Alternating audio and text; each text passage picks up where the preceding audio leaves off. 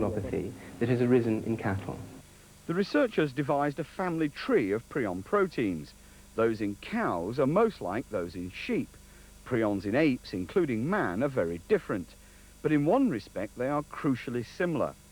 Like all other proteins, prions are made up of a chain of chemicals called amino acids. In the great apes, including man, 2 of those amino acids are different to those in all other animals except in cows. The coincidence is striking. In fact, the scientists say the odds against it being a coincidence are 10,000 to 1. But that's not proof. In this case, one has to be concerned that there might be some significance to these similarities, but I think it's far too early to conclude that. The Oxford research is far from conclusive. Laboratory tests will prove it one way or the other.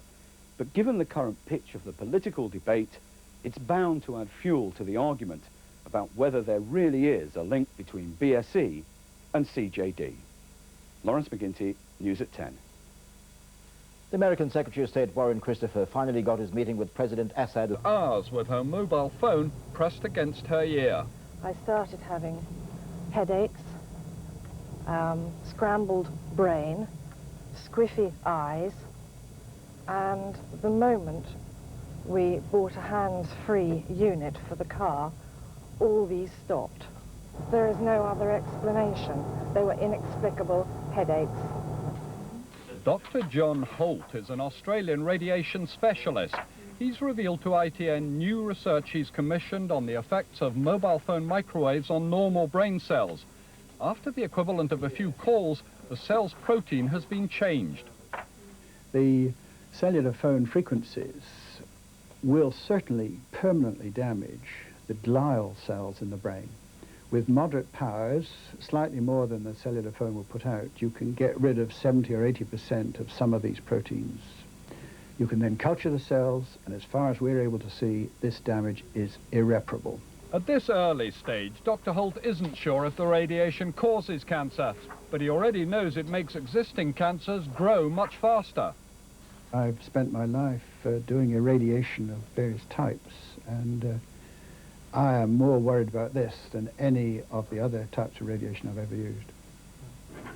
In Britain, safety standards are set by the National Radiological Protection Board, with the aid of computer models showing how power is absorbed in the head. In terms of what we do know, which is all you can ever base protection standards on, the current generation of mobile telephones are safe, and their use is safe. There have been concerns, however, raised about other health effects. One of these is cancer, and that's why more research is needed specifically in this area. A major new European research project into possible health risks is just getting underway. After all, over 5 million mobile phones are used in Britain today, and that figure will double by the millennium. Okay, bye.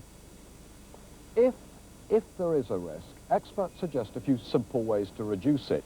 Don't press the phone hard against your head. You'll hear just as well if you hold it a millimetre or 2 away. Don't spend hours at a time on the phone. Use a hands-free set when it's available.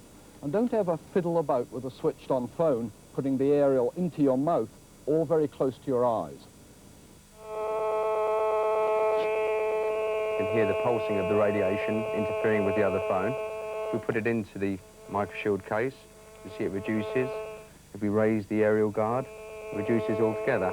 This company hope to sell thousands of their cases at £40 each to people who are worried.